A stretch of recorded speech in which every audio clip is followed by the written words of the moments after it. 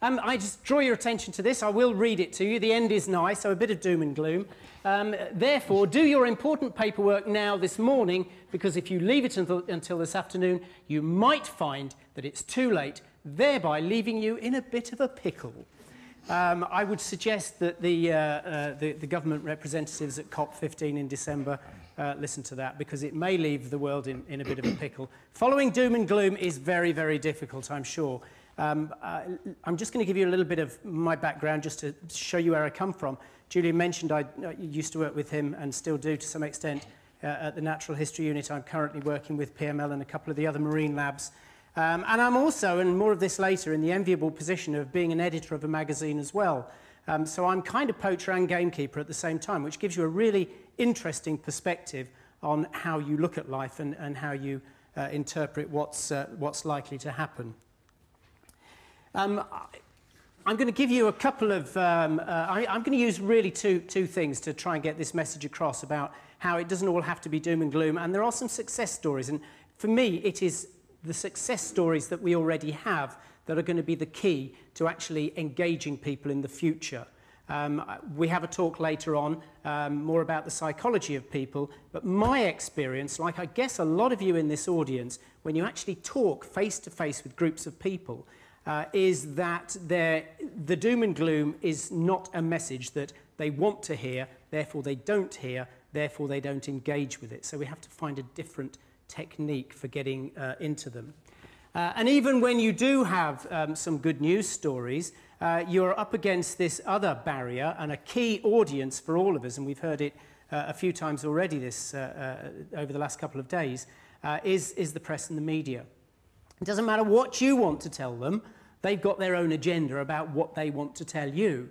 This is a shark called a mako shark, which, sure enough, in other parts of the world has shown aggression towards human beings, but not in UK waters. So despite the fact that every year they turn up as a migrant species in UK waters, the newspapers will always say, caught off Cornwall, a baby killer shark.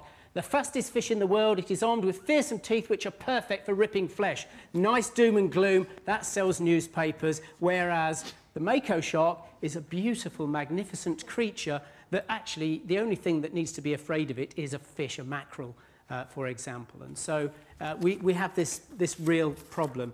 And a key theme of what I'm interested in is actually looking at those different audiences. We've heard again many times, the problem with getting on at this part of the proceedings is that everybody said everything that you wanted to say. So, you know, we've heard that there are different audiences, and the scattergun approach really does not work. So, another couple of examples here. I don't know if anybody's aware of the Weekly World News. This is an extremely popular newspaper in the USA. I mean, the sad thing is that whatever we say to people about what's going on, they will take their own agenda and they will want to understand and listen to what they want. Castro's evil plot to terrorize our beaches. Cuba launches shark attack on US.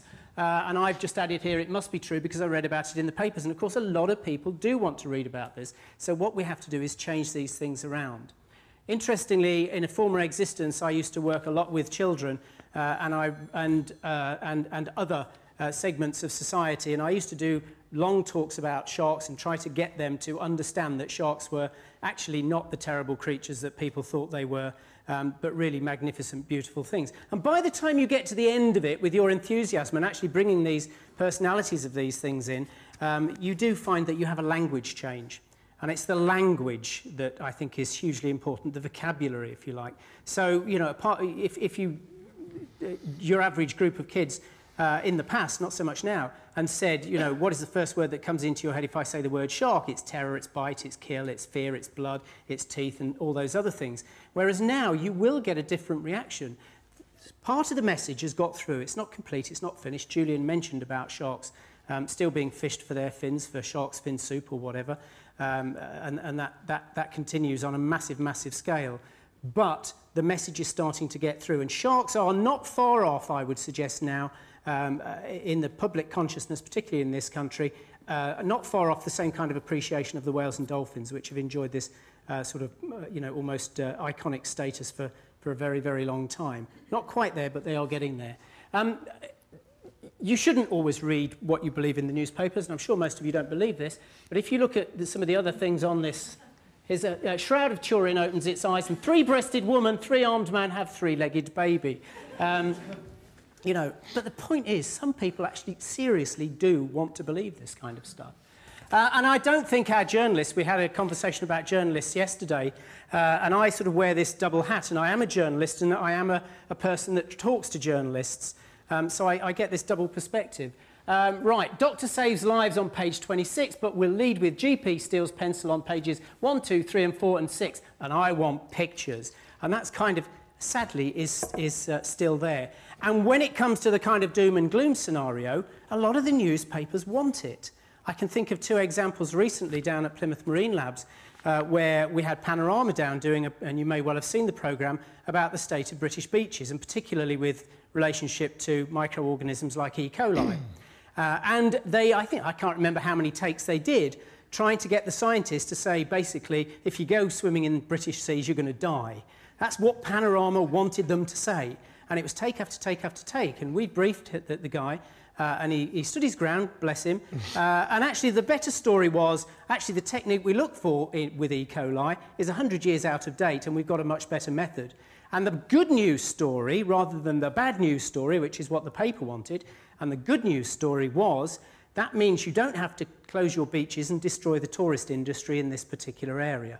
So look for the good news is the way that I always find it, because, again, talking to people, talking to groups of people, there's always this barrier if you're not careful when you do the doom and gloom scenario. I think we're all aware of it.